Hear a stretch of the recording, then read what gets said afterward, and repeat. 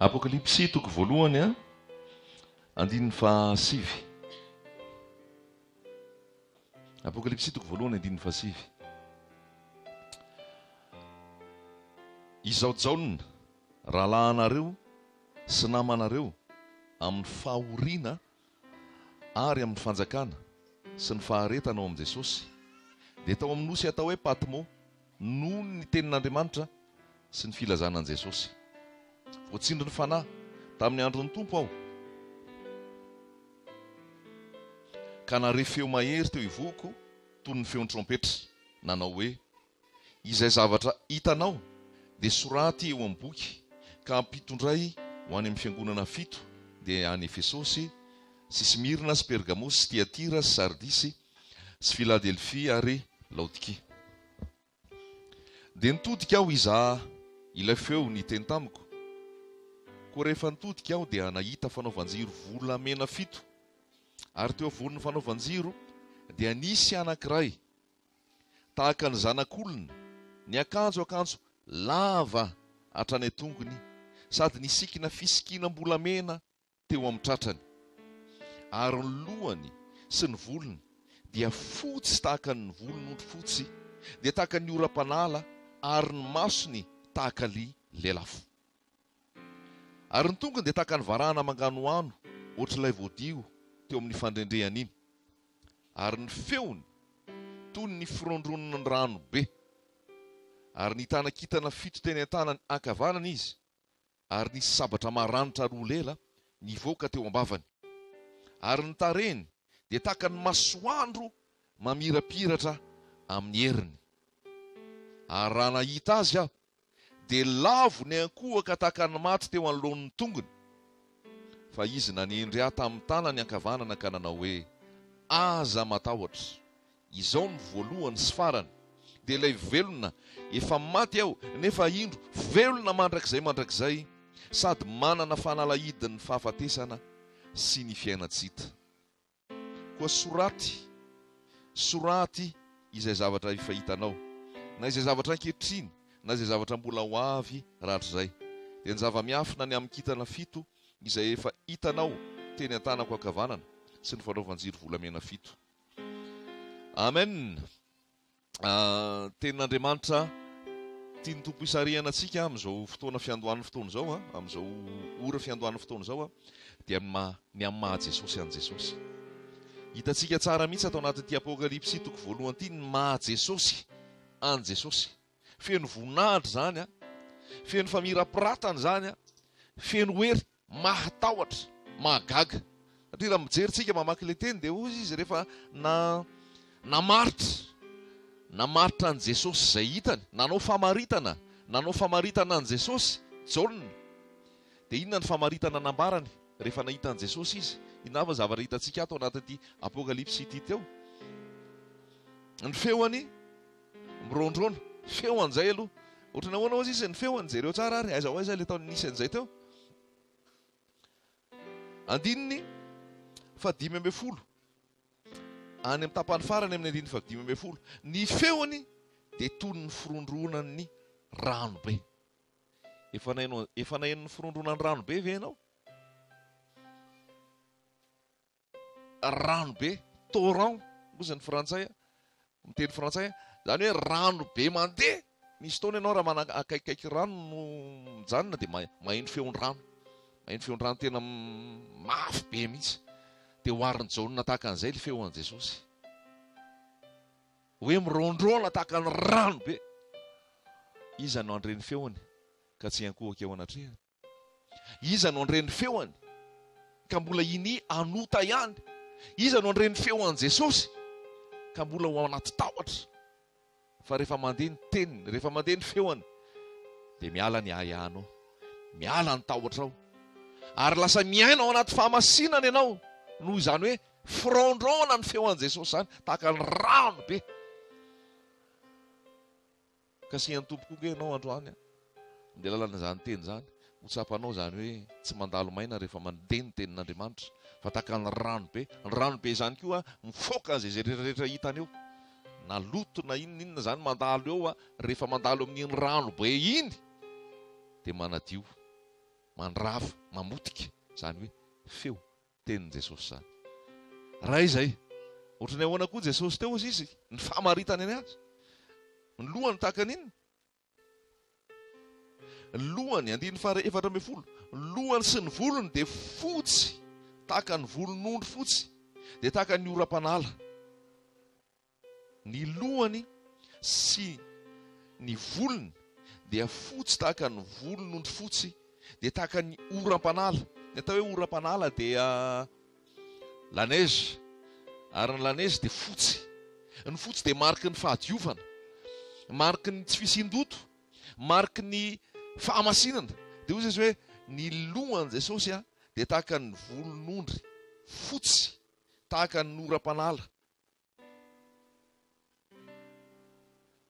Ny hevitra iheveran'i Jesosy dia hevitra fahamasinana ho anao. Ny hevitra iheveran'i Jesosy dia zavatra madio, zavatra marina, zavatra mahitsy. Rehefa ao amin'ny Tompo dia miaina ao anatin'ny fahamasinana, miaina ao anatin'ny fahamarinana, miaina ao anatin'ny fahadiovam-po. Ary zay Jesosy ilay tompontsika, zay Jesosy ilay arago, feno fahamasinana fotsy, feno fahadiovana. Ary rehefa tafahoana amin'izany Jesosy zany koa ianao dia tsy teherika fahotana, tsy teherika loto, tsy ho terena intsony ianao hiala amin'ny fahotana, tsy ho terena intsony ianao hiala amin'izay tsy mety, fa voababony zany hoe volo tahaka ny volon'ondry fotsy, tahaka n'izany hoe oram-panala, dia ianao ny hiala ho azy amin'ny fahotana, ianao hiala ho azy amin'izay loto rehetrarehetra. Satria saripady ny rahan'i Jesosy nalatsany hanadiovana anao. Halleloja. Roa zay, ny feoany, ny volony, ny lohany, ny masony tahaka an'inona?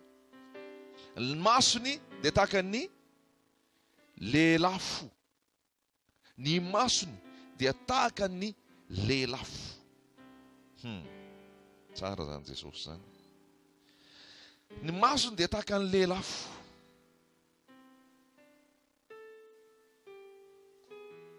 Rehefa mijery an'izany lelafo zany ianao dia ahoana? Manganoano masonao io, mahita mazava lehibe ianao. Zany hoe rehefa mason'ny Tompo koa no mijery ianao, ozy ilay iry zay hoe masoko manganoano, nitomany feno rano. Rehefa nahita ny masonao be fiatra, masonao be fity, tahaka ny lelafo, mahita ny ao anatin'ny fonao, mahita ny ao anatin'ny eritreritrao, manazava ny maizina eo aminao ihany koa. Zany hoe tahaka ny lelafo zany. Fatoa tsara eo fanatrehan'ny Tompo, fa zay Jesosy, tahaka ny lelafo ny masony. Tsisy manana maso ohatr' zany, tsisy tsara mihoatra noho zany, na makamaka tahaka ary. Ny Père Noël makamaka tahaka volo fotsifotsy, fa tsy ny tena Père iny, fa Père mamitaka iny. Foroniny zao tontolo zao sy ny foroniny mpampianatra santoka tany iny, tsisy Père Noël zany, fa ny tena Père dia Jesosy Kristy. Ary ny volony dia volo fotsy, volo madio. Avy eo nakatahaka ny dadabe Noely, fa tsisy dadabe Noely zany rakizy. Halleloja. Ny masony dia tahaka ny lelafo, mandoro zany, manazafy zany, mampahiratra zany, mahita ny ao anatinao zany, ary mahafantatra ny fiainanao ray manontolo. Tsisy azo afenina rehefa mason'i Jesosy no mijery. Ny mason'i Jesosy mahita ny ao ambadika rehetrarehetra ao. Masontsika olombelona dia ny hita ivelany ihany ny hitany. Fa ny Jesosy hitanao ohatran'ireny scanner mandalo, ohatran'ireny mandalo amin'ny aéroport reny, dia apetaka ao valizy. Mason'olombelona tsy mahita inona, fa rehefa ampandalovina eo amin'izay ny valizy sy ny entanao rehetrarehetra, tonga dia aseho amin'ny écran io daholo hoe io misy azao anatin'io rehetrarehetra io. Ampianarin'ny natiorsika, ampianarin'ny teknôlôjitsika, fa ny mason'ny Tompo dia mahita ny rehetrarehetra hatramin'izay afenina lalilany, mandoatra ny any am-ponao, mandoatra ny ao an-tsainao, mahafantatra ny mombanao rehetra, ary mahafantatra ny ho avy, mahafantatra ny lasa, mahafantatra ny ankehitriny. Noho izany aza manafy ninninina eo anatrehan'ny Tompo, aza manafy ninninina eo anatrehan'ny Tompo, fa tonga dia loara eo anatrehan'ny fonao, fa fantatry ny lasanao, fantany ny ankehitrinao, fantany ny ho avy. Ty maso mahafantatra ny zavatra rehetra. Zany Jesosy Kristy zany. Malala ny zavatra rehetrarehetra. Zany Jesosy Kristy zany. malala ny fahalemenao izy, malala ny faratsianao izy, malala ny fahotanao izy. Aza feniny fa tsy ory aminy. Fa manana fo mangoraka ihany koa izy, manana fo antra izy, manana toe-panahy malemy fanahy izy. Ary vonona manarina anao, vonona mampitraka anao, vonona manadio anao, malala anao afotaky ny fahotana, malala anao afotaky ny ao anatin'ny maizina, hitondra anao amin'ny fahazavana lehibe raha mety ianao. Aleloia. Toy izy ihany. Inona ihany koa le famaritana ny amin'i Jesosy?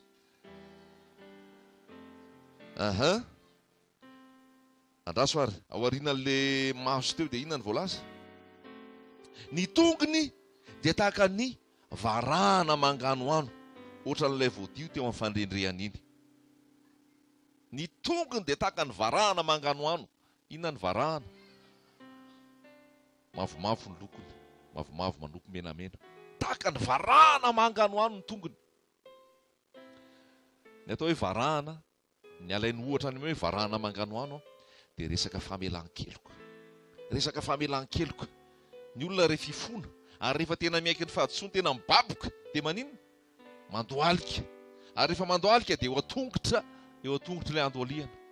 Dia ohatr'izay ny an'i Jesosy, izay manafina fahotany, tsy ambinina, izay mitsotra ka mahafoy azy no mahazo famelan-keloka, famindrapo. Izany hoe rehefa manatona an'i Jesosy eo an-tongony ianao tahaka ny varahana manganoano. Ny atao hoe varahana manganoano izay, ny fanoharana raisiny dia hoe famelan-keloka. Famelan-keloka tanteraka nomen'i Jesosy ianao. Na inona vitanao, na inona lasanao tany, na inona noteneninao, na inona nataonao, rehefa tonga eo amin'ny varahana manganoano io ka toritory fo ianao manaiky ny fahotanao, dia hozy izy hoe le voniko tahaka ny fandevonan'ny masoandro ny zavona ny voamaraina ny fahotanao. Ny olona ny tsy manadino, ny olona ny mamerimberina, fa rehefa tonga eo amin'i Jesosy Kristy dia hozy izy hoe aza misaina ny lasa na matsiaro ny taloha, fa indro zao manao zava-baovao aminao. Hoy izy hoe raha misy olona ao amin'ny Kristy dia lasa olona vaovao, efa lasa ny zavatra taloha, indro tonga vaovao ankehitriny. Ny eritreritranao koa ny mety manameloka anao, Satana koa manameloka anao, ny fieritreretanao manenjika anao, fa rehefa tonga eo amin'i Jesosy ianao dia mitsahatra eo amin'izany hoe manganoano, izany hoe tongotra tahaka ny varahana manganoano. Rehefa nanatona an'izany tongotra izany ilay vehivavy ratsy fitondran-tena hoy ny voalaza ao amin'ny Luka, dia rehefa nanatona teo izy dia nilatsaka ny ranomasiny. Rehefa latsaka ny ranomasiny dia nanakotsa ny tongotra Jesosy izany. Ary rehefa kotsa ny tongotra Jesosy dia nifaohany tamin'ny volony. Satria na hery izany nahita ny tongotra Jesosy izany, izay nahitany fa nisy famelan-keloka atao. Nahazo famelan-keloka iny vehivavy iny raha tsaroanao e. Fa le Simona fariseo dia hoy Jesosy hoe manakolazaina aminao fa tonga teto aminao tsy nanasa ny tongotra akory ianao, tsy nanome rano hosotroko akory ianao, fa ity raha vehivavy ity rehefa tonga teto aminao dia nandasaka ny ranomasiny teo amin'ny tongoko, ary voasasa ny ranomasiny mihitsy ny tongotra. Rehefa eo amin'i Jesosy raha lasa ny abavy, tsisy an'izany hoe tsy mihotsiny izany fa lazaiko anao. Rehefa tena Jesosy ny manatrika anao, rehefa ianao tena eo amin'ny fanatrehan'i Jesosy, tsisy an'izany mihainohaino izany. Amen. Tsisy an'izany tsy mihotsiny izany, fa rehefa Jesosy no miseho revele, rehefa mampafantatra ny momba azy, momba ny tenany eo aminao, dia latsa-dranomaso mihitsy ianao. Ary io ranomaso milatsaka eo aminao io, avy aty amin'ny fo mihitsy, matsiaro ianao fa nitiavana, matsiaro ianao fa navela heloka, matsiaro ianao fa namindrana fo. Dia hoy izy hoe ny fahotany dia avelako, tsy ho tsarovako intsony. Ary zay rehefa namelana be hozy izy dia tia be. Dia izay koa le tongotra Jesosy. Fahafantarana an' Jesosy ny resahantsika eto fa sao adinonao. Izany fahalehibeazan'ny tompo izany. Zay manatona tsy mba ho laviko mihitsy. Zay manatona tsy ho laviko mihitsy. Fa manadio izy, manamasina izy, manamarina izy. Toy izy ihany. Fa firy zay? Ny tongony zay tahaka ny varahana manganoano.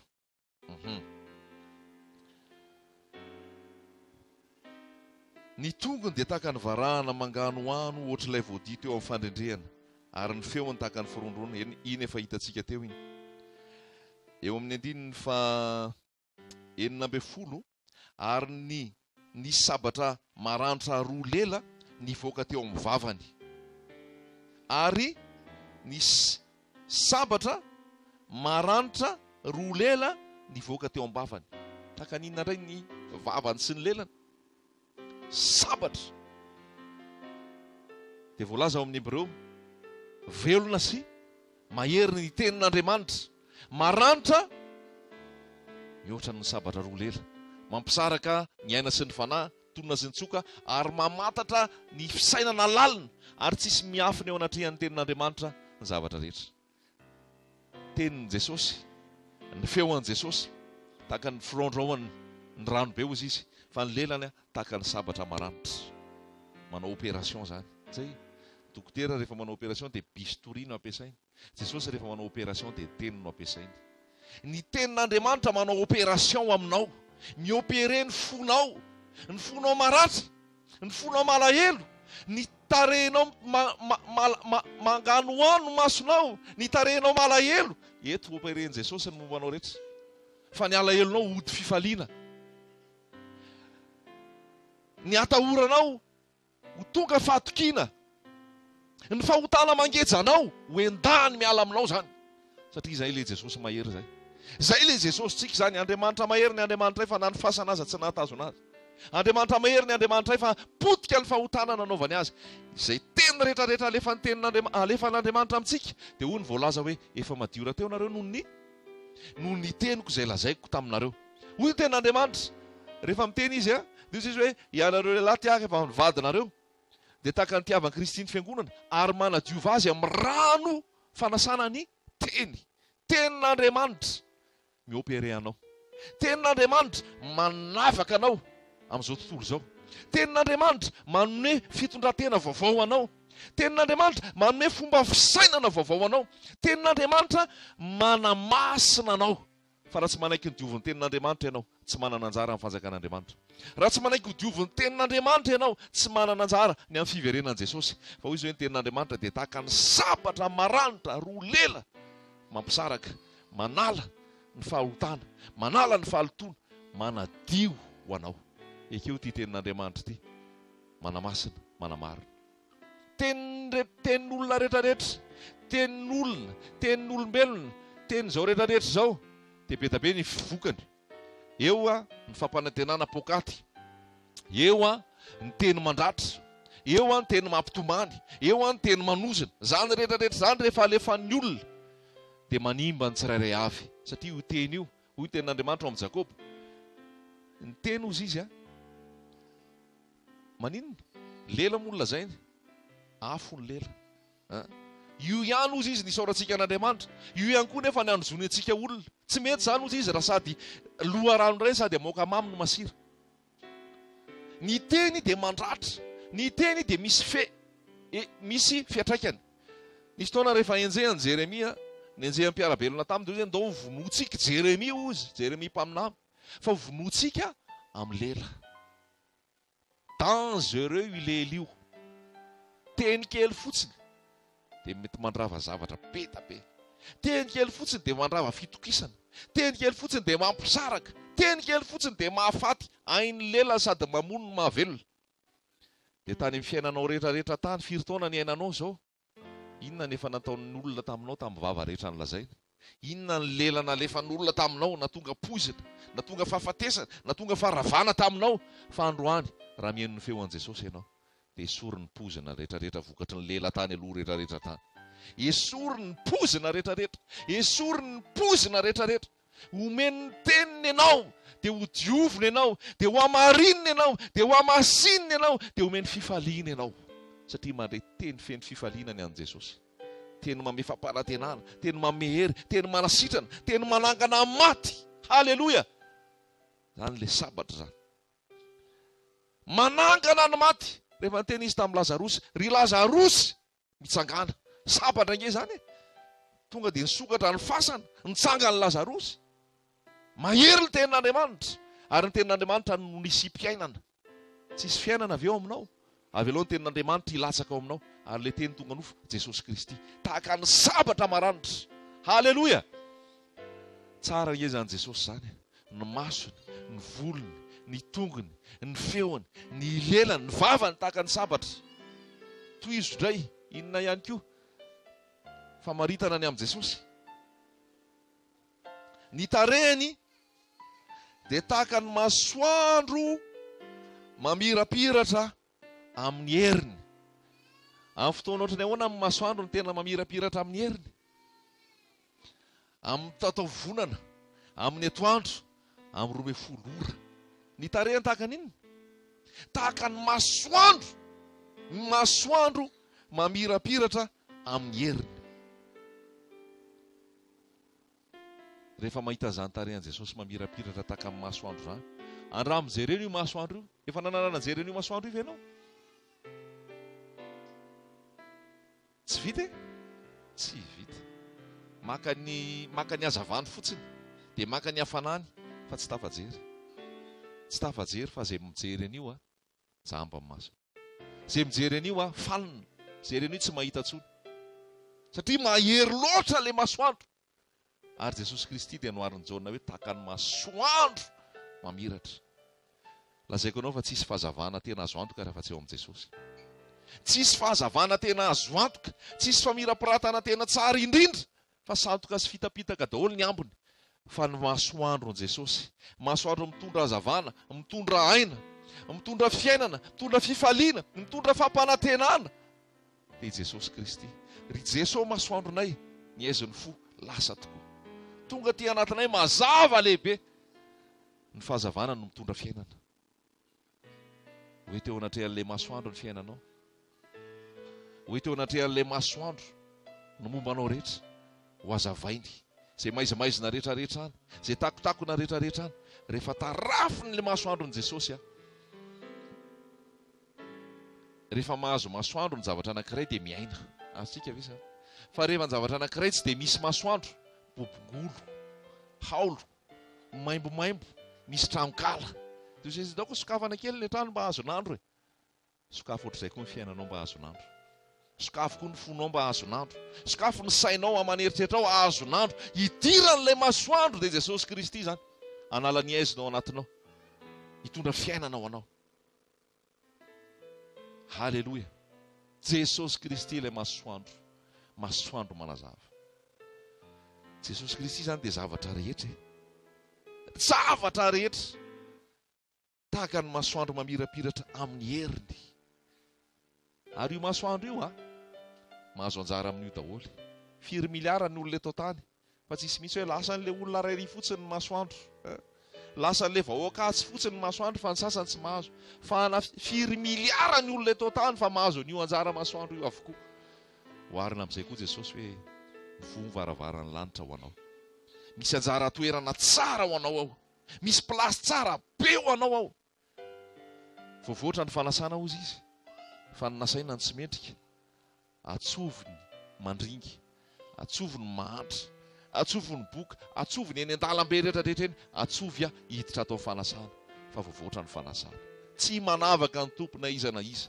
Tsy mandatsy fa manasa antsika tsirairay avy izy. Fa tsika ny miodikodina satria tsy fantatsika ilay valeran'i Jesosy. Tsy fantatsika ilay hatsaran'i Jesosy. Fa fitahan'ny Satana amin'ny fisantokantsika. Fitahan'ny Satana amin'ny fahotantsika. Fitahan'ny Satana amin'ny filaninofontsika. Fa ny eo amin'i Jesosy Kristy fa mirapiratana. Izy ilay masoandro. Izy ilay masoandro velona. Tsara ny zany Jesosy zany. Azonao sary an-tsaina ve zany hoe tahaka ny tarehany, tahaka ny masoandro. Halleluja.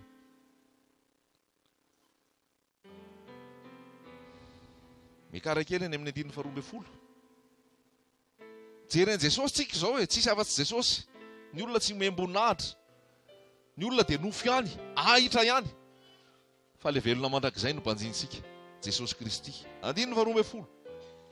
Dia nitodika aho nizaha ilay feo niteny tamiko. Koa rehefa nitodika aho dia nahita fanaovan-jiro volamena 7.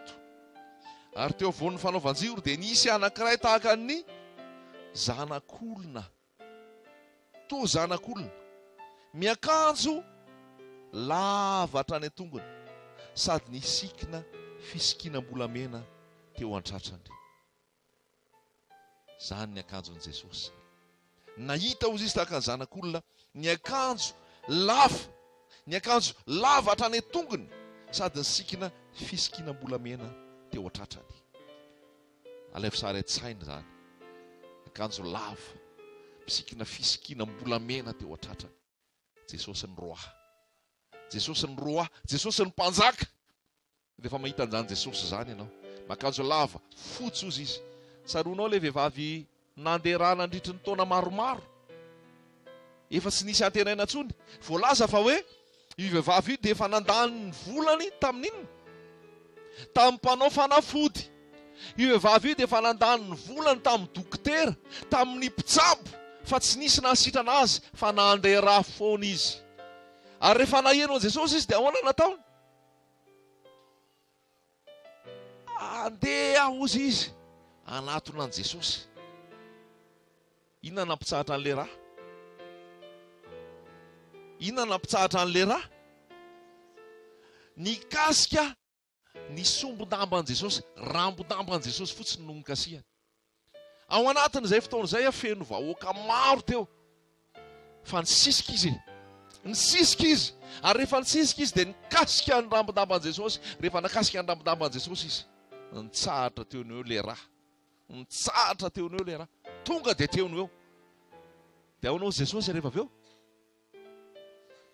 nisy nikisika aho izy fa tsaroky nisy herin'ny ala tato amiko, tsaroky nisy herin'ny ala tato.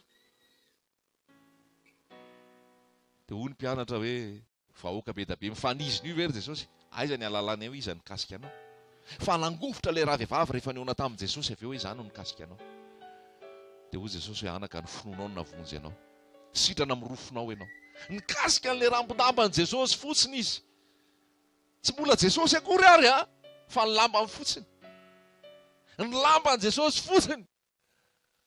Ny momba an' Jesosy rehetrarehetra raha lasaina bavy dia fahatsarana, momba an' Jesosy rehetrarehetra dia fa miram-piratana, momba an' Jesosy rehetrarehetra dia tsara, tsara, tsara. Ary tsy diso fanantenana ianao raha mandray an'izany Jesosy zany. Tsy diso fanantenana ianao nandray an' Jesosy, tsy ho diso fanantenana ianao mikasika an' Jesosy. Fa io raha vehivavy io efa lany hery, efa very hevitra, efa tsisy nina azo atao. Fa ndray andro, ndray andro, tsy atao hoe ndray andro ony, ndray andro ony dia angano, tsy zay, ndray andro ony rakizy.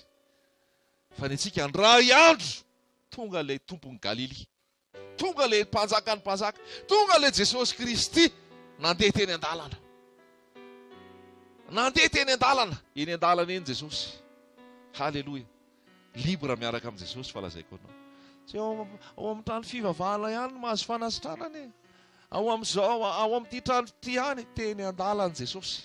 Ary teny an-dalana Jesosy nanao fagagana maro, nikasika an' Jesosy le vehivavy, nitsahatra teo ny rà. Satria misy hery ao amin'i Jesosy, misy fanasitranana ao amin'i Jesosy, misy fanovana ao amin'i Jesosy, misy fiainana ao amin'i Jesosy. Ary tsapan' Jesosy nisy herin'ny ala tao aminy.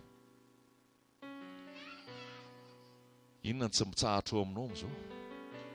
Inona ny tsy mitsahatra eo aminao ka misamboara voara? Ary efa lany aika ianao, lany vola, lany fitaovana, lany fananana, lany hery, lany fotoana. Fa androany ny andro, ino ankehitriny ny andro famonjena, ino ankehitriny ny andro fanavotana. Andramika izaho fa tsara Jehovah, sambatra izay rehetra mialoka aminy, nikasihan'le raha vehivavy ny akanjony, tonga dia nitsahatra teo ny rà. Mandatsatra ny ranomaso lava, malahelo foana, tomany foana. Manatona an' Jesosy fa ho atsahany ranomasonao. Mety tsy mbola iova le manodidina, fa noho ny fahitanao an' Jesosy fotsiny dia mitsahatra amin'ny ranomasonao. Ny ao amin'ny rà dia, ny rà dia misy ny aina, zay, ao amin'ny rà ny aina. Matoa ny latsaka foana, ny ala foana ny rà tao amin'ny rà vehivavy, tsy nisy aina intsony izy. Ary ireo koa mety efa matsiaro very aina, matsiaro kely aina, matsiaro reraka, matsiaro ketraka. Ny vahaolana ao anao, raiso Jesosy, raiso ny rambon-damban' Jesosy, volamena ozy izy ny akanjony ary ny akanjony lava dia lava. Zany Jesosy Kristy, tsy anganongano zany, tsy resaka fotsiny zany, fa zay nandalo teo, zay nandray an' Jesosy teo, zay nikasika an' Jesosy teo, dia tsy te hiala intsony, tsy te hiala intsony. Na be ara ny ady, na be ara ny fitsapana, satria tsapany hoe tena marina zany Jesosy zany, satria tsapany hoe tena fiainana zany Jesosy zany, satria tsapany hoe tena manofo zany Jesosy zany. Aza vela mandalo ny teny, aza vela mandalo ny afatry ny tompo, aza vela mandalo fotsiny Jesosy, fa be da be ngeny fanizina teo fa ray ihany ny sitrany. Misy ese miditra ao fanjakan'ny lanitra ozy izy, hatramin'ny androny jaune ozy izy dia rombana fanjakan'Andriamanitra. Ary mpandrovo afaka manino maka izay akeriny, misisika, midira, manatona an Jesosy. Na efa te atory ara dia mivavaha, raha efa nona ara dia nona ny nofo, fa vakio ihany ny tenin'Andriamanitra. Na efa reraka aza mivavaha, na dia efa kivy afa mivavaha, na ao anatiny hoe tsisy fotoana tsony ary mba mikana mihitsy fotoana andraisana tenin'Andriamanitra, satria izay le hoe makan-keriny, misisika ao amin'ny fanjakan'ny lanitra. Marina fa fahasoavana ny namonjena, fa rehefa fahasoavana ny namonjena dia andehanana avy eo anatin'ny fanjakan'Andriamanitra, dia hoarin'ny tenin'Andriamanitra tahaka ny miaramila ianao, misisika, miady ny atsara ny finoana. Aza vela hobahana amin'ny fotoana maro samihafa ka tsisy fotoana makina tenin'Andriamanitra. Aza avelan'ny bahana ny avizanana sy ny arerahana, fa mangata fahaiza mandamina amin'ny tompo, mangata fahaiza mandrindra amin'ny tompo, dia hanana fotoana ianao hitokanana rery miaraka amin'ny Jesosy. Hanana fotoana ianao hiresahana miaraka amin'ny Jesosy. Hanana fotoana ianao hamakina tenin'Andriamanitra, fa izay manana ny tenin'Andriamanitra no manana fiainana. Izay manana ny tenin'Andriamanitra velona ao aminy no manana fahalasitranana. Izay manana ny tenin'Andriamanitra velona ao aminy no manana hery. Izay manana ny tenin'Andriamanitra velona ao aminy manana an Jesosy ary miaina amin'ny fahamasinana. Ary izay masina ihany no hiarakatra amin'ny Jesosy eny amin'ny raolanitra. Halleloia! Azonao amin'izay ve rehefa maritana an Jesosy? Ny akanjony lava fotsy mitondra fanasitranana, ny masony tahaka ny lelafo mahita ny zavatra rehetra tsisy miafiny eo anatrehany, ny lelany tsaka ny sabatra maranitra, ny feony tahaka ny firondroana ny ranobe, ny tarehany dia tahaka ny masoandro manazava, ny tongony dia tahaka ny varahana manganoano. Halleloia! Zany ny tena tsara indrindra. Te ho anao Jesosy, ary ianao koa tiany Jesosy ho anazy 100%. Rehefa nahitan'izany Jaune, inona fiantraikan'izay? Nijerany taraboka, nijerany taraboka. Rehefa mahita an Jesosy zany dia raiky pitie. Halleloia! Nijerany taraboka. Zay le ataoko hoe rehefa mahita an Jesosy zany tsisy tsy mihotsiny zany, gaka, gaka. Dia toizantsika ihany le Apokalypsy teo. Apokalypsy toko voalohany teo, mamantatra ny amin'ny Jesosy. Rehefa nahita azy aho ozy izy,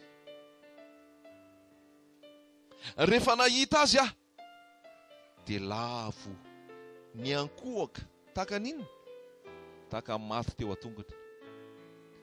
Lavo niankohaka tahaka ny maty teo atongony rehefa nahita azy. Zay lazaiko anao zany hoe dangereux miaona amin'ny Jesosy. Tsisy ody fanina an Jesosy zany raha tena tafahoana aminy. Tsisy ataoko hoe anao tsinitsinina an Jesosy zany raha tena mahiratra amin'ny masony hoe tahaka ny masoandro mamirapiratra, tahaka ny lelafo ny masony, tahaka ny sabatra maranitra teo amin'ny vavany, ny volony fotsy tahaka ny oram-panala, ny tongony manganoano. Ny kipinga ianao dia ilay vosary an-tsainy zany, fahatsarany Jesosy. Aoka ianao tsy ho variana mihitsy sika eto amin'izao fotoana izao, fa tena mikipi zany dia ny ambara eto tsisy afa-tsy Jesosy, ny zaraina eto tsisy afa-tsy Jesosy. Ary ity Jesosy Apokalypsy toko voalohany ity, Jesosy efa nitsangana tamin'ny vonany, Jesosy efa le mpanjaka, Jesosy efa le nandresy ny fahafatesana, velona mandrakizay. Dia rehefa nahita an'izany Jaune, lavo tahaka amin'ny maty, lavo tahaka amin'ny maty. Dia davon Jesosy amiko sy aminao koa tsy ho mafiatoka intsony. Dia davon Jesosy amiko sy aminao koa tsy hiziriziry amin'ny hevi-diso. Dia davon Jesosy amiko sy aminao koa tsy hiaina anaty fahotana, fa tonga dia milavo lefony tia Jesosy. Ny taraboka lavo tamin'ny tany tahaka ny maty. Matiny amin'ny fahafatesana, matiny amin'ny fahotana, matiny amin'ny izao tontolo izao, matiny amin'ny fiainana taloha, fa midarabika eo anatrehan'i Jesosy. Lavo tahaka ny maty. Raha vao tsy maty ianao tsy mitondra fiainana. Raha vao tsy miaro ombona amin'i Jesosy teo amin'ny hazo fijaliana ianao, ka alevony, tsy hitsangana. Fa ny tenin'Andriamanitra, lalàn'ny fanjakan'Andriamanitra, maty aloha, izay vao velona. Marina sa diso? Jesosy modely tamin'izay. Ary lazain'i Jesosy tamin'ny Jaona 4:12, raha tsy milatsaka amin'ny tany ny voambary ka maty, dia mitoetra foana izy. Fa raha maty izy, dia mamobe. Jesosy ilay voambary. Ary ny ilany nahafatesany, fa rehefa maty izy avy eo, mitaona olona maro ho amin'ny famonjena. Ianao koa tiany Jesosy ianao ho faty ny amin'ny olona taloha. Tiany Jesosy ianao ho faty ny amin'ny olona taloha. Tiany Jesosy ianao ho faty ny amin'ny fahotana. Tiany Jesosy ianao ho faty ny amin'izao tontolo izao. Tiany Jesosy ianao ho faty mihitsy. Ka tsy ianao tsy no hita, fa Jesosy no hita. Ho fantatrao fa indro ny zanak'olon'Andriamanitra manaisotra ny fahotana izao tontolo izao, dia Jesosy Kristy zany. Ny filazantsara toriana aminao dia filazantsara hahafaty anao aloha, izay vao hitsangananao amin'ny maty. Fa tsy filazantsara hanindrahindranao, tsy filazantsara handrandratra filananao, tsy filazantsara ampieboebo sy atonga fireharehanao anatinao, fa filazantsara tonga anao hidaraboka, filazantsara tonga anao anaiky ho faty, filazantsara tonga dia tarafin'le masoandro ianao, tonga dia tarafin'le maso mangano hoano, mirehatra ianao, dia tonga dia hozy ianao hoe tena pery-tafaka ahy ratsy be aho. Tena pery-tafaka ahy tena tsisy zavatra tsara ato amiko. Tena pery-tafaka ahy tena ratsy tsy mendrika. Dia izay natonga amin'ny Paoly ny teny, indrisy olo mahantra. Raha vao tsy izay ny point de départ anao hoe olo mahantra, raha vao tsy izay ny point de départ anao hoe tena ratsy tsy mendrika, fa raha mbola hitazona mainao anao eny hoe olona tsara, olona mendrika, olona tsara sy ny sisa, nefa tsy mbola ao amin'ny Jesosy, dia ozy ny tenin'Andriamanitra hoe ahitra ihany ny nofony rehetra, ary ny vonany dia tahaka ny voniny ahitra, maina ny hazo, malazo ny voniny, maina ny voniny. Fa ny tenin'Andriamanitra ny maharitra mandrakizay. Dia izay ilay tena filazantsara.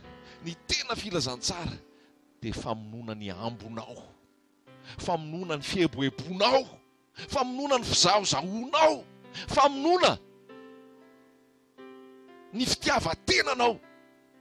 Izay rehetra ny Kristy Jesosy dia efa nanombo ny nofony mba amin'ny faniriany sy ny filany. Taiza teo amin'ny hazo fijaliana. Izany ny filazantsara lasaina bavy.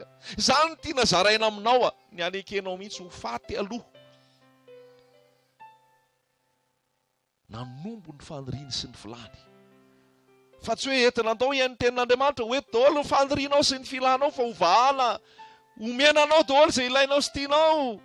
Eny, ny tompo dia Andriamanitra mpanome soa, manome izay rehetra ilaina, manome izay rehetra zaza, fa zao ny voalaza. Izay rehetra ny Kristy Jesosy dia nanombo ny nofony mba amin'ny faniriany sy ny filana teo amin'ny hazo fijaliana. Ary hoy Paoly hoe tsy misy reharehako afa-tsy ny hazo fijaliana Jesosy Kristy, izay nanomboana izao tontolo izao raha ny amiko, ary izao raha ny amin'izao tontolo izao. Izany ny fiainana miaraka amin'ny Jesosy. Izany ny fiainana miaraka amin'ny Jesosy, ombona amin'ny hazo fijaliana. Maha-olona mpanotanao, ny rendrarendranao, ny filany nofonao, ny fizahozahoanao, enao mbola te ho hita, enao mbola tia deradera, enao mbola tia anaovana zem. Tsy izany hozy Jesosy. Mbola be da be mbola te anaovana zem mato. Jesosy han'ny zem. Raha velona koa hozy izy, izao no Andriamanitra, ary tsy misy hafa-tsy izao, ary ny voninahitro tsy omeko ny hafa. Ny olombelona mora mirehareha, mamazo zavatra kely, vao malalalala zavatra kely, vao mahitahita zavatra kely, dia miala tsiny amin'ny teny amin'ny latrikeo dia mibontsina. nefa tsy fantatrao fa ahitra ihany ianao, tsy fantatrao fa nofo ihany ianao e. Inona no moa ny zavatra voarainao ka tsy niraisinao avy amin'ny tompo? Ary raha nandray ianao, nahoana no mandray ohatrany tsy nandray? Fa avy amin'ny tompo ny zavatra rehetrarehetra, ary zay ny tokony alavoanao amin'ny tany. Zay ny tokony alavoanao amin'ny tany tahaka ny maty. Dia rehefa maty dia alevona, dia tsy hita intsony ianao. Tsy hita intsony ianao. Fa Jesosy ny tokony ho hita. Haleloja. Mandini tena raha lasaina bavy. Mandini tena tsika tsirairay avy. Mandini tena izay iza mitory, zaho izay mitory. Za ve no hita sa Jesosy? Tonga avy any Jaona mpanao batisa, dia hozy Jaona mpanao batisa hoe indro ny zanak'ondrin'Andriamanitra izay manaisitra ny fahotana izao tontolo izao. Haleloja. Rehefa nandeha nitory Jaona mpanao batisa, tsy nilaza momba azy mihitsy Jaona na ny kely ary.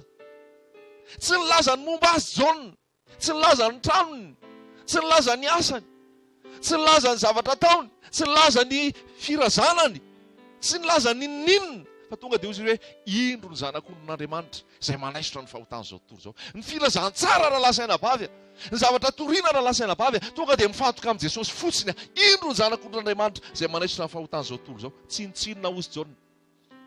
Anany amahan'ny fiakapan'i Jesosy io ary tsy mendrika ho anahy.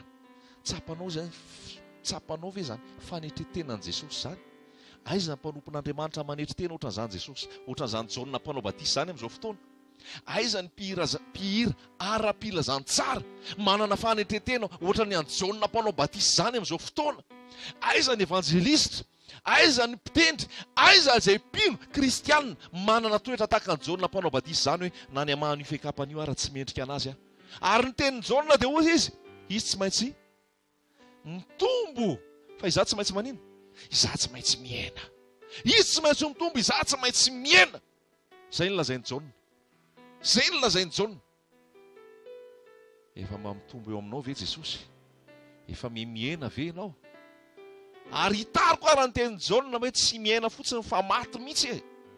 Maty mihitsy ianao e. Tsy zonao tsony. Ary io tena mampatahotra hoe Andriamanitra manam-pahefana amin'ny zavatra rehetra, fa rehefa tiany alefany amin'ny elo ianao dia alefany any. Rehefa izay ny ataony atao ahoana, izay zany ny sitraponao. Saingy tsy izay ny sitrapony fa tiany ianao hiditra any fiainana mandrakizay. Fa na any fiainana mandrakizay, na any fahaverezana any amin'ny elo, dia Jesosy daholo no andolian'ny lohalika rehetra any. So no mieritreritra hoe any amin'ny hafobe dia Losifera manjaka any. Losifera koa mandohalika any rehefa tonga ao Jesosy. Satana koa andohalika. Satria rehefa ho avy ny faran'izao rehetrarehetra izao, ho ravo ty tany ty, ho tonga ilay fanjakan'Andriamanitra, ho tapitra ilay fanjakana rivo-taona, ho tonga ny Jerosalema vaovao, lanitra vaovao, sy tany vaovao, ary atsipany anaty lavaka amin'ny rehetra afo, any amin'ny farihy afo solofara, Satana sy ny firongony, dia ny mpanjaka any Jesosy Kristy. Mandohalika daholy. Fa tsy hoe rehefa tonga any dia Satana ny ampijaly, Satana koa mijaly any. Losifera koa mijaly any, Beelzebub koa mijaly any, satria Andriamanitra efa nametraka ny fitsarany. Haleloja. Fa dia ny eto tany dia mety eza ho fatiny amin'ny fahotana. Dia ny eto tany mety eza ho fatiny amin'ny filana. Dia ny eto tany mety eza ho fatiny amin'izao tontolo izao. Haleloja. Filazantsara an Jesosy Kristy, izy tsy maintsy mitombo, izaho tsy maintsy miaina. Niara-nombona tamin'i Jesosy teo amin'ny hazo fijaliana ianao hanambana ny tenany ota, niara-natsangana ianao amin'ny fiainam-baovao amin'i Jesosy. Ary raha tsy mety diovon'ny tompo ianao, tsy manana anjara amiko ianao ozy izy. Raha tsy mety ho dioviko ianao, tsy hanana anjara amiko ianao. Peterana izy fotoana dia ho sasan'i Jesosy ny tongony. Dia ozy izy hoe tsy nanaiky izy. Dia ozy Jesosy hoe raha tsy dioviko ianao, tsy mahazo manana anjara amiko. Raha tsy diovon'ny tenin'Andriamanitra ianao, tsy mahazo manana anjara amin'ny tenin'Andriamanitra, tsy mahazo manana anjara amin'ny fanjakan'Andriamanitra. Dia lazaiko amintsika rehetrarehetra eto, na ifampaketo ianao, na zay ianao vao maketo, dia lazaiko anao fa ny filazantsara dia mifantoka amin'ny Jesosy ihany. Tsy mitoritory mpanompon'Andriamanitra zany, tsy mitoritory lehilahin'Andriamanitra zany, tsy mitoritory toeram-pivavahana zany. Amin'izao fotoana dia izay ilay izy, toeram-pivavahana ny tena toriana, lehilahin'Andriamanitra ny tena toriana, le mpanao asan'Andriamanitra ny tena toriana. Fa aizy Jesosy, aizy Jesosy. Jesosy eny lohany e. Jesosy le lazaina teo tamin'ny Apokalypsy teo, Jesosy ihany. Fa ny ambin'izay rehetrarehetra izay miofo e. ny am'izay rehetrarehetra tsy mendrika tsy mendrika fa Jesosy ny tena fiainana. Rehefa nahita ozy izy, nahita azy dia lavo takany maty, lavo takany maty. Teo ampiasain'i Jesosy ianao. Jesosy tsy mampiasa olona mirehare zany. Jesosy tsy mampiasa olona mieboebo zany. Raha teo ampiasain'i Jesosy ianao dia operena aloha ianao. Raha teo ampiasain'i Jesosy ianao darapika amin'ny tany aloha ianao. Raha teo ampiasain'i Jesosy ianao mila maty ianao aloha. Fa be da be no tsy maty akory, be da be no tsy nidarapika tamin'ny tany. Darapika tamin'ny tany tsy tiako tenena hoe darapika tamin'ny tany arabaky teny, fa marina koa zay hoe rehefa tena tompo mampidarapika anao arabaky teny amin'ny tany, darapika mihitsy ianao. Tsisy lehilahy lehibe sy vehivavy lehibe sy olo manan-kaja sy ny sisa ntsony io, fa rehefa amin'ny fanatrehan'i Jesosy Kristy tonga dia midarapika daholo, tsisy hevitra. Haleloia! Satria mahery le Andriamanitra. Ny fonao mila forana, miala ny orgueil ozy ny fahaza. Ny ambo, mialatsiny amin'ny entre guillemets, matikambo. Matikambo ny olombelona fa lazaiko anao. Matikambo. Mieboebo, mirehare, mizaozao. Dia hoy mpanao salamy, ampafantaro anahy fa olo-kandalo ampafantaro anahy fa vahiny sy mpivahiny mampianarana anisan'ny androko mba hananako foentry. Raha lasa enabavy ny olona ampiasain'i Jesosy dia olona tsotra, olona madio am-poa, olona tsy mirehare, tsy mizaozao. Ny instrument anesorana zay fireharehana sy zaozaonao zay, ny azo fijalian'i Jesosy Kristy. Ny azo fijalian'i Jesosy Kristy. Manaiky ho faty. Famantarana ny zanak'Israely, famantarana ny antaranak'i Abrahama, famantarana fa olom-boafidin'Andriamanitra i Abrahama sy ny toyany rehetrarehetra. Dia inona ny famantarana? Famorana. Ary nisy fotoana saika amin'ny vonon'ny anjely mihitsy. Zanak'iza moa saika amin'ny vonon'ny anjely? Zanaky Mozesy? Saika ny vonon'ny anjely. Saika maty potika tao. Fa noho ny famantram-pon'ny tompo tsy maty.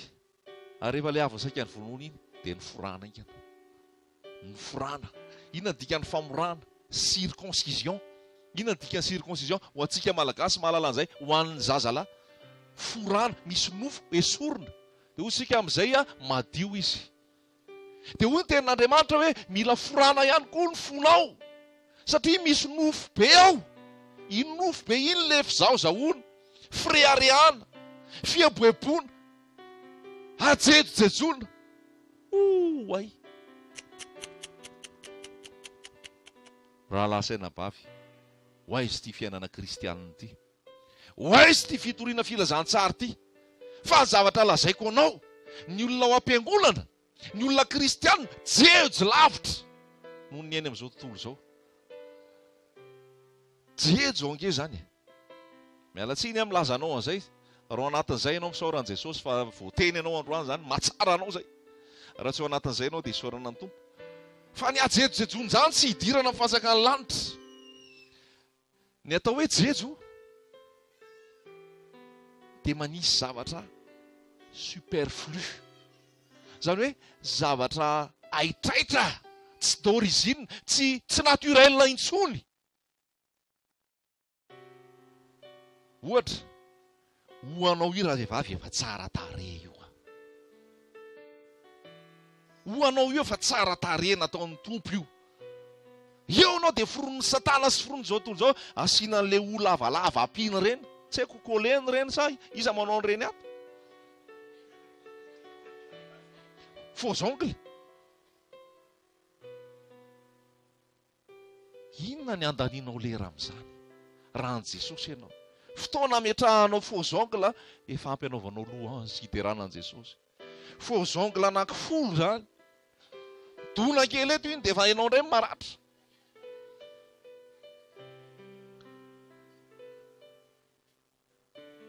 Toriteny raha vehivavy dia mampideradera faux ongle. Tsy ny faux ongle anao tiana ho hita e. Jesosy sy ny fahatsorany tiana ho hita. Lasa indray ty.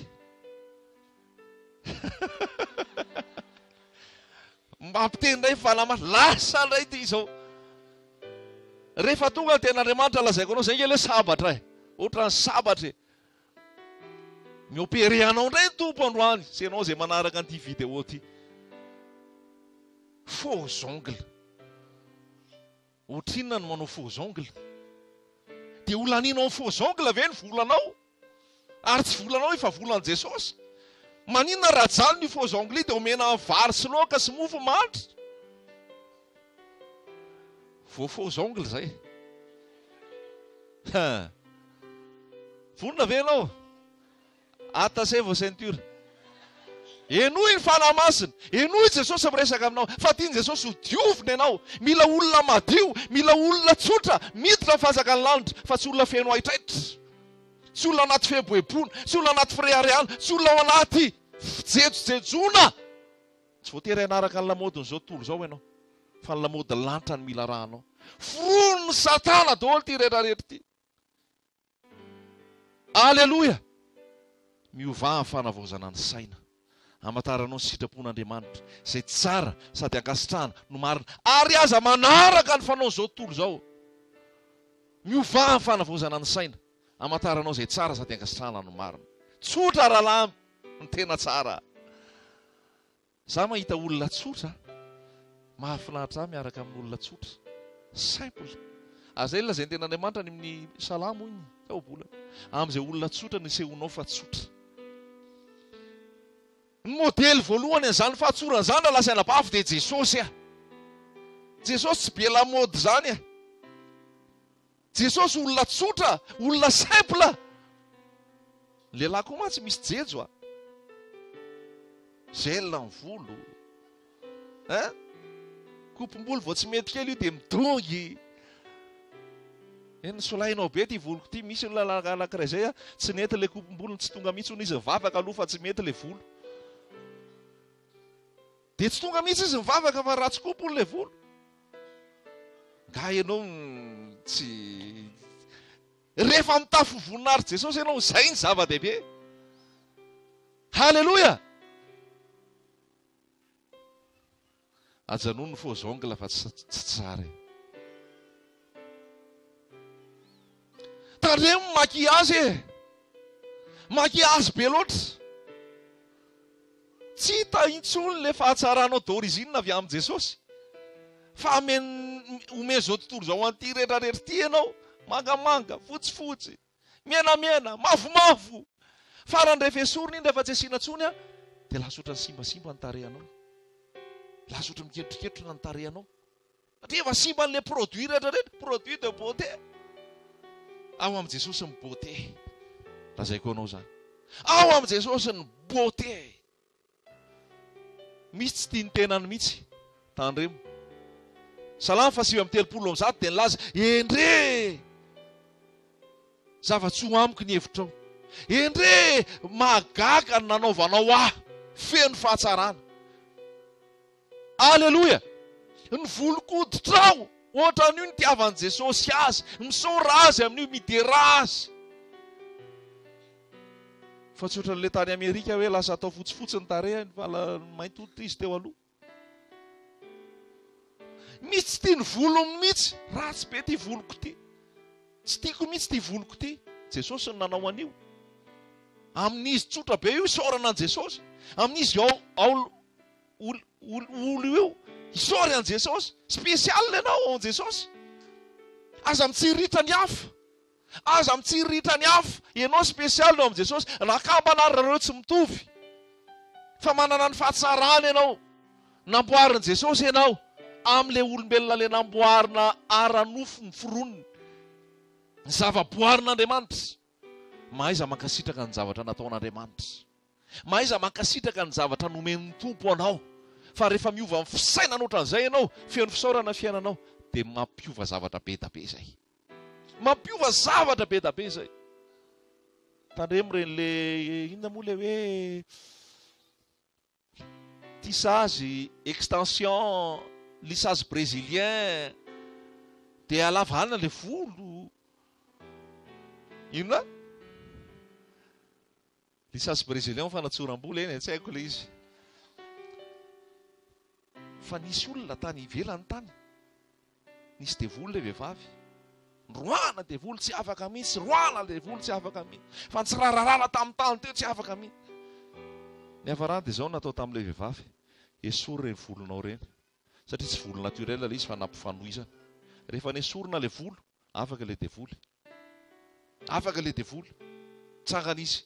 Sitrana somatsara, en forme be. Satria tao anatiny reny volovolo namboarina nalavana volo reny, nisy fanaratsy tao. Nisy fanaratsy tao, ary ino namatotra sy nangeja azy. Tompo hiaro anao. Fa betabe ny zavatra eto amin'izao tontolo izao ampiasain'ny Satana. Fa ny tompo hiaro anao. Andeha amin'ny famarinana sy amin'ny fahitsiana. Ary hiaro anao amin'ireny zana-tspika rehetra mirehatra alefan'ilay ratsy ireny. Halleluja.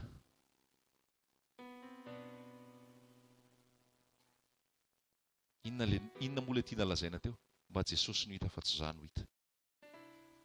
Fijejojejony io, mila miala amin'ny anaran'i Jesosy io. Mila miala amin'ny anaran'i Jesosy io. Fa izay ilay lazako tany ambolohany teo hoe ao am-piangonana fampiderana lamaody, ao amin'ny trano fivavahana fampiderana bika, ao amin'ny trano fivavahana fampiderana akanjo sy ny zavatra maro isan-karazany. Arozy amasainao hoe tena lasany ao amin'ny fiangonana indray ary ny tena jejojejo noho ny any amin'izao tontolo izao. Fa rehefa tsorona ilay izy dia izao koa ny tena fandehany. Ilay izao tontolo izao niditra ao am-piangonana. Tsy mibebaka izy tonga ao. Dia reny ihany ilay avy amin'izao tontolo izao fa niditra ao am-piangonana fotsiny. Fa rehefa tonga ao sy namboamboarina fotsiny fa fotsiny fora. Tsy nisy famorano fo. Fa misy ke anao pasteur lazaiko anao fa ho vedetiny ny mahatonga azy anao pasteur. Misy ke anao asan'Andriamanitra ho vedety. Misy ke anao asan'Andriamanitra hitany fa asa mandeha io azony vola dia ataony. Fa tsy natsoan'Andriamanitra ao amin'izany mihitsy izy. Ary tsisy fitiavana ny fanao vonjena ao anatiny. Fa fahataitairana fotsiny ny akamarony.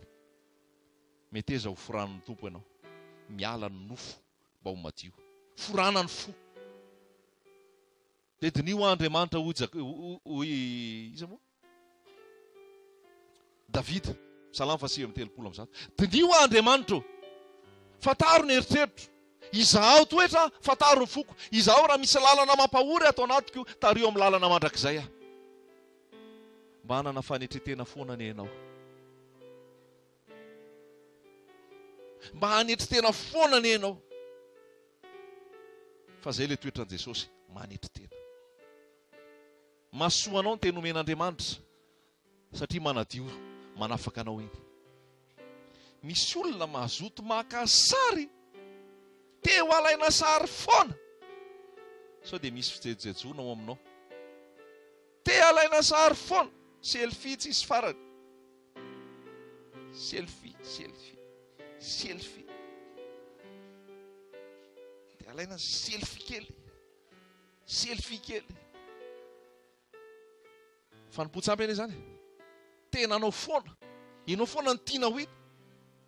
Jerena ny efa lazaiko teto ty fa molo teneniko jerena ny fond d'écran anao amin'ny téléphone anao, ianao ihany eo amin'ny fond d'écran eo. Sarinao ihany eo. Zay hoe narcissisme. Narcisse. Tantarany narcisse. Narcisse dia ilay olona tiany tenany. Amoreny tenany. Ny ankizy moa misy mahalala an'izay tantarany narcisse zay. Fa raha maty izy ny hafarany fa maty ny fitiavany tenany. Dia nendray koa ianao mpanompo sampy. Fa tsy fantatrao hoe manompo sampy ianao. Dia ohatreretanao hoe zaho tsy manompo sampy, zaho olona tsy makery atendrombohitra, zaho tsy manasina, zaho tsy makany amin'ny dadarabe. Tsy manasina ianao, tsy mitondra akoho ianao, tsy mitondra gisy ianao, tsy mitondra labozia ianao, tsy mitondra rano, tsy mitondra vola sy ny sisa ianao, tsy mankariariana anareo ianao, fa mpanompo sampy ianao. Raha ny tenanao nataonao ohatran'ny Andriamanitra ary indraindrainao foana. Marina ny lazaiko teo hoe zany hoe mila équilibre ilay izy zany. Satria nisy fotoana ilay niteny teo hoe tiava ny tenanao, ankasitrao tompony amin'ny nataon'ny tompo taminao sy ny mombanao. Raha izay, fa izao miaina anatin'ny fanetretena ianao amin'ny fiainanao iray manontolo. Fa ampiasain'ny devono sy ampiasain'ny zavatra rehetrarehetra, lasa manindraindra tena ny olona. lasa mizaozao ny olona, lasa mieboebo ny olona. Mila miova daholo zany. Mila miova daholo zany. Satria lasa fanompotsapy. Raha vao tia zavatra tianao mihoatra nohon Jesosy, dia inona ny filaza azy? Sampy zay. Raha vao zavatra tianao mihoatra noho Jesosy, dia sampy zay. Na vady io, na zanaka io, na asa io, na ianao manokana mihitsy ary io. Raha vao tianao mihoatra noho Jesosy, sampy zay. Dia samy mandinitentsika ao anatin'izany rehetrarehetra zany. Alleluia! Jesosy ihany no afaka anafakanao amin'ny fireharehana. Jesosy ihany no afaka anafakanao amin'ny fijejojejona. Jesosy ihany no afaka anafakanao amin'ny fireharehana sy ny fizaozaoana. Jesosy ihany, ary mila miala amin'io malaky ianao mba ho masina eo anatrehan'ny Tompo, ary zay vao afaka ampiasainy. Fa ny olona efa potika, ny olona efa potika, ny olona efa natsiaro fahoriana, ny olona efa natsiaro fahamaizinana, ny olona efa natsiaro voatonta amin'ny maritoan'i Jesosy, ny olona lasa endry rehefa avy eo. Hitanao zany Paul zany, raha miteny mazatra zany dia hoe zany ny tena olona grand. Paul, Sauli, miaraka amin'ny soavaly manenjika eny amin'ny lalan'ny Damaskosy. Fa alohany ampiasain'i Jesosy azy, nirodana teo amin'ny lalan'ny Damaskosy. Dia ahoana hozy izy rehefa le izy nirodana teo? Jamba ny masony, satria naninona? Nahita mazava lehibe, le masoandro. Jamba ny masony, teo nanomboka niova izy. Tsy nireharetsony, fa tena nanetry tena ambany dia ambany. Nanetry tena ambany dia ambany. Mila olona manetry tena. Mila olona manetry tena. Mila olona efa nampantalovin'ny Tompo fiainana maro, fisedrana, tsy fisina, fahantrana, fahoriana, zavatra maro be nitrava eny anao tany, mba hahafahanao hanana fanetretena sy hanana fo miantra ny hafa rehefa avy eo. Halleluja! Rehefa nahita azy verina ihany tsika ao amin'ilay Apokalypsy. Rehefa nahita azy dia nidarabika toy ny maty. Rehefa nahita azy dia nidarabika toy ny maty. Rehefa mahita Jesosy ianao tsy samy reharetsony. Ina moa ilay iry zay hoe iza mono, izy itso, ay, niazo fijalianao, ny rano latsaka ho fanavotana. Ho avitra zao tontolo zao. Iza itsony re no sahirehare. Raha mahita le azo fijaliana, raha mahita le ran Jesosy, iza itsony ny sahirehare. Fa nalahidin'le fireharehana, fa nalahidin'le famorana ho afaka ny fahotana, manatony eo amin'ny Jesosy. Manatony eo amin'ny Jesosy. Dia dioviny ianao zao, amarininy ianao zao. Dia zao nolazain'i Jesosy masiny Jaona, aza matahotra. Efa maty efa velona indray. Izao ny voalohany sy ny farany. Izao ny tana fanalahidin'ny fahafatesana sy ny fiainatsika. Izany Jesosy tsika. Izany Jesosy tsika. Aza matahotra. 7:70. Fa izy nanendry ahy tamin'ny tanany ankavanana. Nanendry ahy tamin'ny tanany ankavanana. Raisin'i Jesosy amin'izay ianao.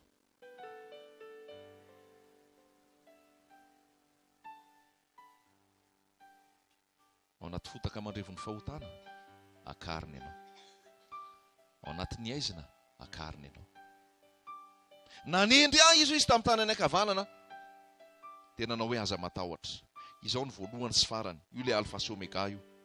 Ilay velona. Efa maty aho nefa indro. Velona mandrakizay. Sady manana ny fanalahidiny fahafatesana sy ny fiaina tsy hita. Zany le miaraka amin'ny Jesosy, zany raha lasaina bavy. Maty indray mandeha, tsangana amin'ny maty, tsy maty tsony. Alleluia. Zao tory zao nge matahotra fahafatesana. Mitady hevitra nalavana ny andro ny olombelona. Fa efa voasoratra hoe 70 taona na 80 taona.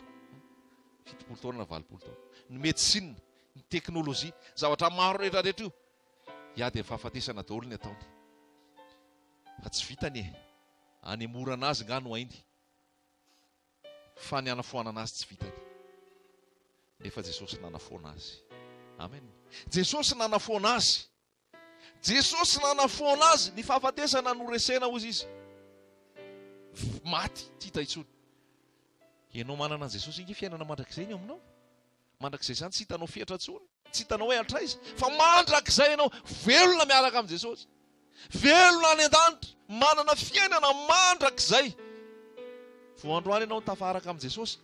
Androany ianao ny tafahoana amin'ny Jesosy. Androany ianao ny voadion'ny rano Jesosy. Androany ianao manana ny fanamasa. Mandrakizay, fiainana mandrakizay omeny Jesosy ianao. Halleluja! Manatorana Jesosy. Zay ny ambara aminao eto. Fa tsy ho lany andro anao mandeha eto. Tsy ho faty antoka. Tsy ho lany fotoana. Fa voaray anao ilay izy hoe Jesosy kay mila raisiko. Jesosy kay mila mazaka ao am-poko. Za kay mila forana. Za kay mila vonoina mihitsy amin'ny olona taloha. Za kay mila mandray an'ilay fiainam-baovao amin'ny Jesosy. Za mila manana fiainana vaovao amin'ny Jesosy. Mitsangana fiainam-baovao amin'ny Jesosy. Ary miaina amin'ny fahatsorana, amin'ny fanetretena ao amin'ny Jesosy. Halleluja! Ny fosy fanahy Jesosy ho anao.